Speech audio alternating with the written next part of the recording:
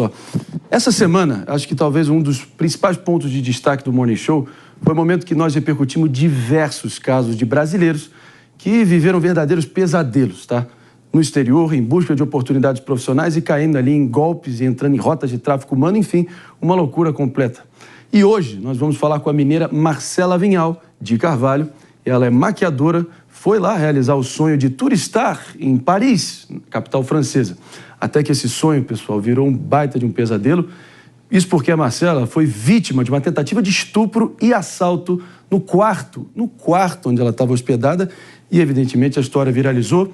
Agora, ainda bem que sã e salva, a Marcela vai nos contar os detalhes dessa intercorrência que todo mundo, enfim, teme que um dia pode ser vítima, mas você viveu na pele, né?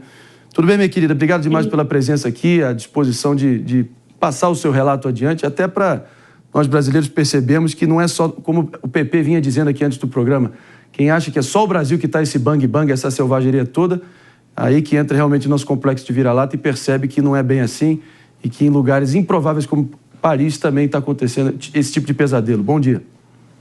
Bom dia. Então me conta quando foi exatamente, qual o contexto, o momento que você tomou o primeiro impacto ali.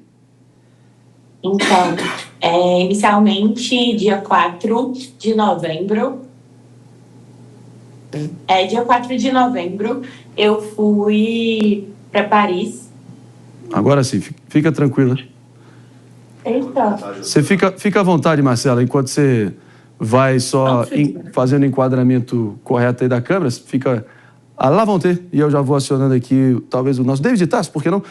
Mais detalhes aqui do contexto em si, antes da gente ouvir da própria fonte, da própria Marcela, que viveu isso na pele, lamentavelmente. A Marcela vai nos contar melhor, mas esses apartamentos, imóveis de temporadas, né, têm sido cada vez mais utilizados como recurso mais barato em vista do hotel.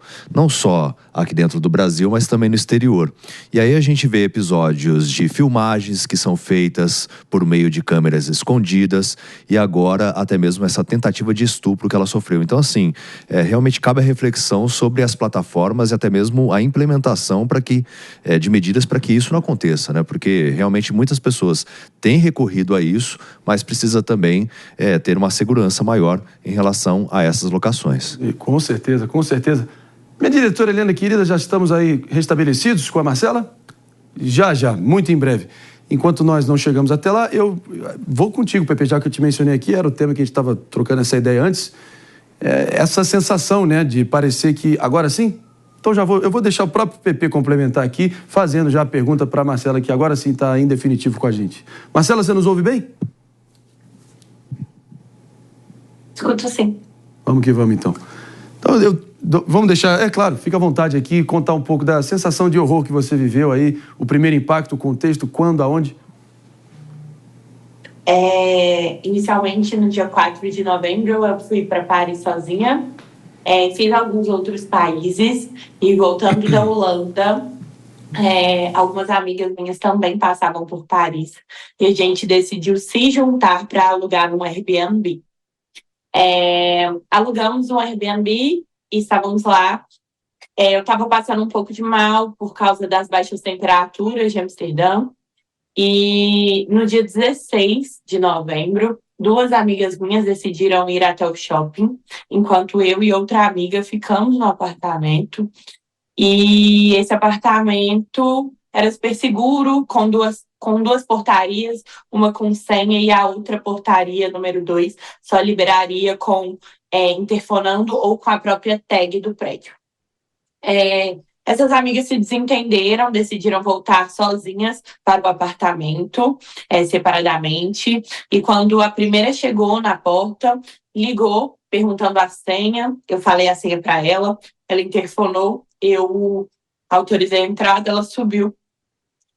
E aí, nisso, a nossa outra amiga mandou mensagem avisando que já estava chegando também. Essa amiga já sabia a senha de cor. E aí, coisa de 8 minutos, a nossa própria campainha toca.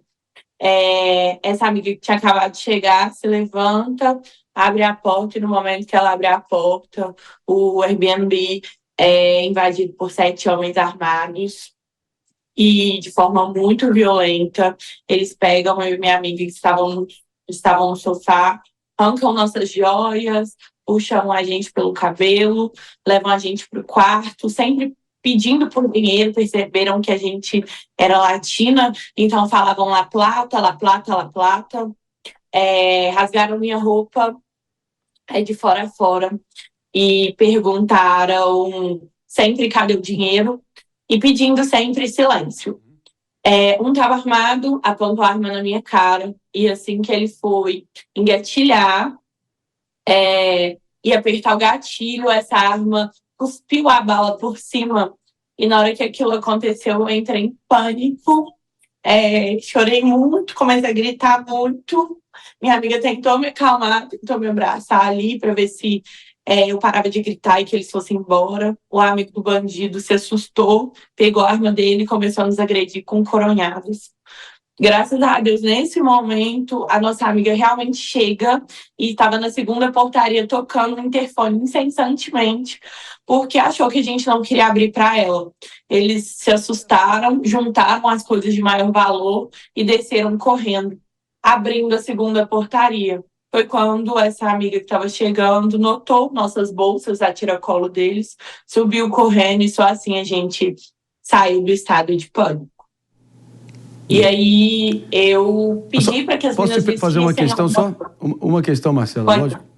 Pode sim. No meio desse pânico todo, desse pandemônio, toda essa insanidade que você foi submetida, eles estavam encapuzados, para deixar claro aqui, ou você conseguiu... Não. Você conseguiu verificar o rosto de todos eles? Eu não reconheci o rosto de todos, mas todos estavam desencapuzados, estavam com o rosto à mostra. Então, inclusive, depois a gente conseguiu rastrear o telefone e a polícia, através do endereço, que ficou ativo por mais de 4 dias, mostraram alguns suspeitos e a gente reconheceu 3 deles.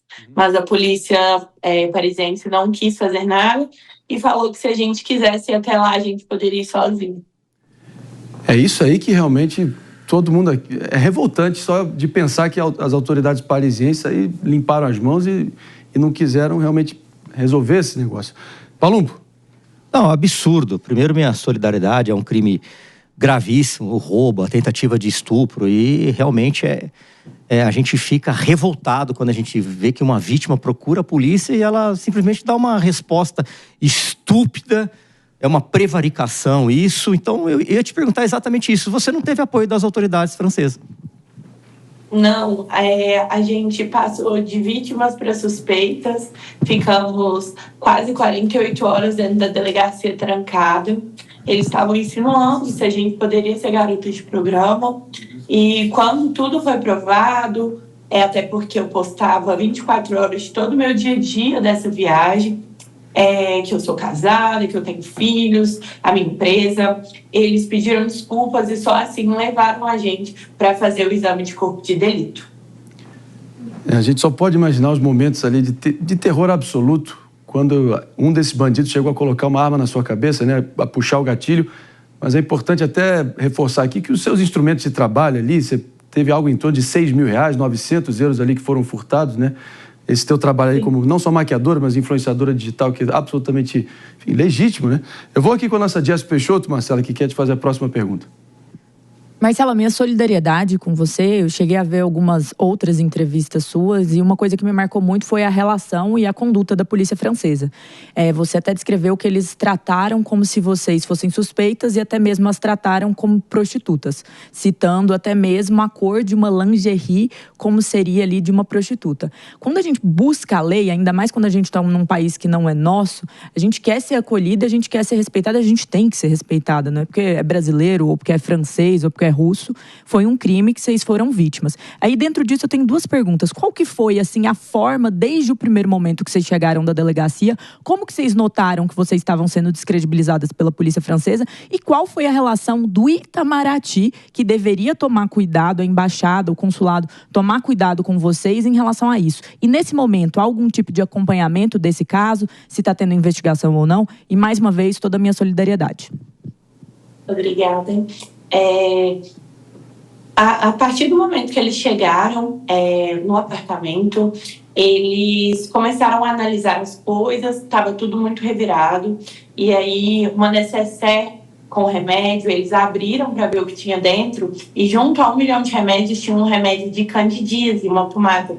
E eles falaram inicialmente que aquilo era um remédio para micose de garotos de programa. Também pelo fato das calcinhas, que eles ficaram tirando fotos. E aí a gente achou estranho. E nas próprias entrevistas que eles fizeram, eles começaram a perguntar como a gente organizava a prostituição e etc e tal. Quando eles perceberam tudo, levaram a gente até o hospital. A gente falou também que gostaria de ir até a embaixada, a gente foi no dia seguinte. E eles simplesmente não queriam me deixar entrar, não queriam deixar as meninas entrarem. Entregaram um papel apenas com um e-mail. Falou, você pode mandar um e-mail para aí. Eu expliquei a situação novamente. Falei que não tinha nenhum tipo de contato, nem com minha família, nem com nenhuma rede social, nem com e-mail. Se eu poderia escrever uma carta a próprio punho. Escrevi essa carta, entreguei. Eles falaram que me responderiam e me pediram para ir embora. E eu falei, olha, eu não posso ir embora, eu preciso conversar com alguém, eu preciso que isso seja resolvido. Minhas amigas acabaram indo para realmente retirar as coisas do Airbnb. Eu continuei lá. E o segurança começou a me ameaçar para que eu saísse. Falou que se não saísse, chamaria a polícia francesa para mim. E um secretário que estava lá na porta, ele deu uma despistada e falou comigo, olha, não sai. Ninguém tem direito de chamar a polícia aqui para você. Você é uma vítima e você tem que ficar assim. As pessoas aqui são muito bem pagas e elas não deveriam passar. Elas não deveriam te tratar dessa maneira. Então eu cheguei a ajoelhar, pedir, implorar. E quando isso aconteceu, alguns brasileiros que estavam lá ficaram revoltados. E aí a responsável no dia foi até mim e falou que não tinha verba para o meu caso e que o que ela poderia fazer era me emprestar um telefone para que eu mandasse mensagem para minha família e que eles resolvessem meu problema. Isso é absurdo. Não é absurdo, é enojante, sinceramente. Como é que o Ministério das Relações Exteriores, na figura do senhor Mauro Vieira, veio a público, solta uma nota dizendo que prestou toda a assistência para vocês, dizendo que ofereceu os serviços consulares, sendo que eles, pelo que eu entendi, basicamente enxotaram você quando você se tornou uma inconveniência ali para eles. Então, exatamente. Então, que desgraça, sinceramente, que pequenez. Então, esse é o tratamento que qualquer turista ou brasileiro ou cidadão brasileiro vai ter das nossas autoridades? É inacreditável. Pepe? É inacreditável, Maria, inacreditável, é revoltante, né? Até porque os consulados, né, as embaixadas, são, né, uma estrutura de apoio ao turista e apoio ao brasileiro, né? Se o brasileiro não pode contar com parte do Brasil, né, em outro país, vai contar com quem? É um absurdo. Eu queria falar com você, eu estou vendo você emocionada, estou vendo você realmente triste, né? Você voltou ao Brasil... Traumatizada. Imagino que esse fato vai permear muito tempo da sua vida, né? Você falou que estava com crise de pânico e tal. Como é que é voltar ao Brasil, olhando para trás o que aconteceu? Você tem conseguido dormir? Você está preocupada ainda com a sensação de insegurança, com essa história? Eu queria entender agora do pós-viagem, né? E minha solidariedade a você e o que você sofreu. Tá sendo muito difícil. Eu tô assustando muito, até com vizinhos, às vezes, que descem mais rápido. Meu coração acelera, eu começo a passar mal. Para dormir é muito ruim, porque a cena realmente não sai da nossa cabeça.